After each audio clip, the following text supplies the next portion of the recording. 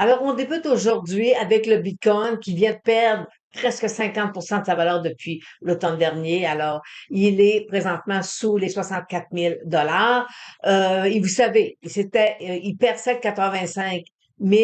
Il devait, après ça, rebondir. Le rebond s'est fait faiblement. Alors là, il glisse. Sous 60 000, puis autour de 55 000, présentement, ça serait là qui serait c'est support. Alors, euh, pas facile pour les gens qui sont dans la crypto. Alors, pour l'or, ben, lui aussi corrige. Alors, il est monté au-dessus de 5 000 hier, puis là, il se replie. Alors, on est à 4 820 dollars. Alors, et là, voyez-vous, c'est la règle de Monsieur Charda qui doit rentrer en ligne de compte. Est-ce qu'il va venir faire tester son bas, il va nous faire un nouveau bas, ou il va venir se rasseoir, puis il va venir après ça tester son haut. Alors, et ça pourrait durer ce petit va-et-vient quelque. Et le pétrole, il se maintient, voyez-vous, au-dessus de 61 dollars le baril, puis après ça, il y a une bonne résistance autour de 66. Alors, son couloir présentement se situe là. Quand je regarde ces moyennes mobiles, les gens qui sont dans notre formation du Graal, dans la portion gratuite, là, alors allez voir les moyennes mobiles 834 et la 200 et vous allez avoir votre réponse. Pourquoi que le pétrole présentement tarde à vouloir poursuivre là, à la hausse, il y a de bonnes résistances aussi, ça. Alors, fait que c'était ça, c'était les commodités pas faciles aujourd'hui. Alors, on va aller voir les indices, qu'est-ce que les indices font. On va aller voir aussi les titres qui ont déposé le résultat hier à la fermeture et ce soir. Hier, c'était Google qui a déposé ses résultats. Et ce soir, là, faut que je vais voir ma lettre, je vais voir ma petite fiche, et c'est Amazon qui dépose ce soir. On a BCE aussi, ce marché canadien. Alors, et je vais vous présenter d'autres titres aussi, là, qui peuvent vous montrer un peu le genre de travail qu'on fait. Alors, on s'en va voir les indices.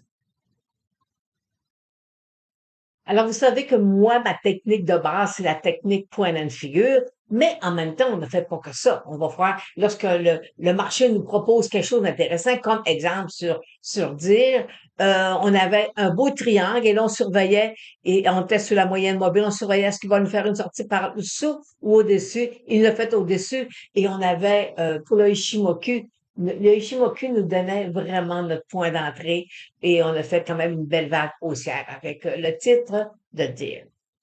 La technique point une figure, Robinhood, alors on avait une cible à 74 dollars à les toucher. Alors, voyez-vous, on avait un triangle, il a cassé, puis ça, c'est moyenne mobile en glissé. Alors, fait que la technique point une figure, ça nous donne vraiment un barème, OK? Pour dire quand on rentre dans un titre, est-ce qu'on est haussier ou baissier? Et par la suite, on suit des mouvements que la technique point une figure nous indique. Même chose pour Uber, voyez-vous, on a eu beaucoup de triangles. Et ça, les triangles, c'est ça. C'est lorsqu'on est dans des marchés volatiles, des hausses et des bas. Alors, souvent, on va voir apparaître des triangles. Quand on était servi, je peux vous dire, décembre, janvier, on était servi au niveau des triangles. Alors, fait que le titre d'Uber, on avait un objectif à 75 et elle a été touchée. Alors, Equifax, on avait une cible point de figure à 185 elle a été touchée. Alors, vous voyez, on avait des couloirs haussiers. Vous savez, couloirs haussiers emmènent toujours une baisse, des cassures de support. Alors c'est ce que nous offrons à nos clients des suggestions de titres sur le site de analystech.com. Et je vais terminer avec le dernier, Microsoft, baissière avec la technique point and figure. Et présentement, voyez-vous, je vais je vais l'agrandir pour que vous le voyez bien. Présentement, voyez-vous, j'ai une cible point and figure à 390. J'ai ici un gap à fermer. Et lorsqu'il a cassé sa moyenne mobile de 100 jours, je peux vous dire qu'avec mes étudiants qui étaient dans la technique Ishimoku, on était capable de le démontrer que ce qui s'en venait était baissier. Alors, on fait qu'on était très satisfait là, de voir que les techniques, ça fonctionne. Ça prend juste un peu de temps. Parfois, c'est 5 à 10 minutes pour aller le soir pour vérifier vos choses et quand vous avez une très bonne formation, vous n'avez pas besoin par la suite de passer des heures à chercher. Alors, fait que là, il est présentement 30 minutes avant la fermeture des marchés. Fait qu'on va aller voir qu'est-ce que les fameux marchés nous proposent aujourd'hui ou nous offrent aujourd'hui. Alors, le Dow Jones se replie comme l'ensemble du marché. Et voyez-vous, il est sorti, là, ma petite ligne rouge, là, il a percé et là, il s'en vient sur le bord donc, de son biseau de support, là. Alors, fait qu'on peut s'attendre à ce que, on peut peut-être aller revoir un peu le, le, le Dow Jones, fort probablement, autour de 47 000. Et si on regarde son Ishimoku, parce que vous savez, je trouve que c'est une technique qui se travaille très, très, très bien, c'est très, très, très visuel. Alors, voyez-vous, on a ici des plateaux. Alors, on a, tout à l'heure, je vous dis 47 000, fait qu'il pourrait venir se rasseoir ici. Alors, fait qu'on va surveiller, voir est-ce qu'il va venir percer son nuage. Alors, fait qu'on on voit déjà que la tendance, elle est un peu plus lente, là, sur l'indice du Dow. Sur le marché canadien, mais forcément, écoutez, c'est avec l'or qui baisse, alors c'est les ressources, là, c'est un peu plus difficile. Alors fait que là, il est sorti, et là, on va voir est-ce que les moyennes mobiles 8,34 vont se croiser. Et là, moi, j'ai un très beau support à 30 000. Alors, pour l'instant, pas de panique, tant et aussi longtemps qu'on reste au-dessus de 30 000 sur l'indice canadien. Le S&P 500 est sorti hors de son triangle et là, voyez-vous, c'est sa moyenne mobile de 100 jours qui devrait peut-être le stabiliser. Alors, il va venir se rasseoir. Généralement, la moyenne mobile de 100 jours, quand on est prêt comme ça, elle lui permet de rebondir. Alors, c'est ce qu'on va voir la semaine prochaine. Et forcément, le S&P 500, lui aussi, est sorti hors de son biseau. Et là, ici, là, regardez, là, les moyennes mobiles 8,34 commencent à vouloir se croiser.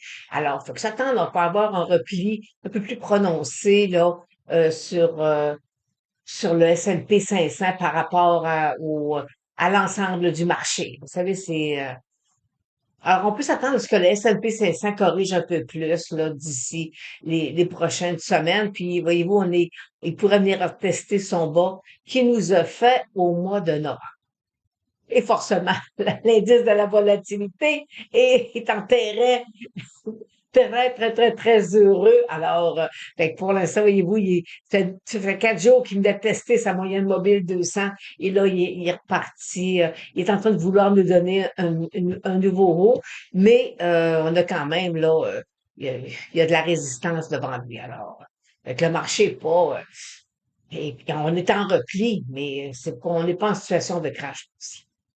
Alors, allons voir maintenant les titres Amazon qui dépose ses résultats tout à l'heure, après la fermeture des marchés. On va aller voir Google et le titre de BCE.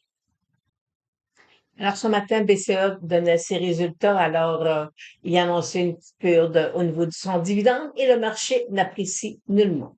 Hier, après la fermeture des marchés, Google a déposé ses résultats et vous savez, dans les premières minutes qui ont suivi, Google perdait 25 dollars. Alors, et là, ce matin, on voit que le marché s'est repli, s'est bien repris. Par contre, on est quand même hors son couloir aussi. Et là, on a Amazon qui dépose ses résultats dans quelques minutes. Alors, et on voit que il était à l'intérieur de son triangle. Il est sorti aujourd'hui, là, avant la fermeture, il est sorti, il faisait une baisse d'environ 10 dollars. Alors, on va aller voir maintenant qu'est-ce que le marché nous offre après la fermeture des marchés sur le titre de Amazon.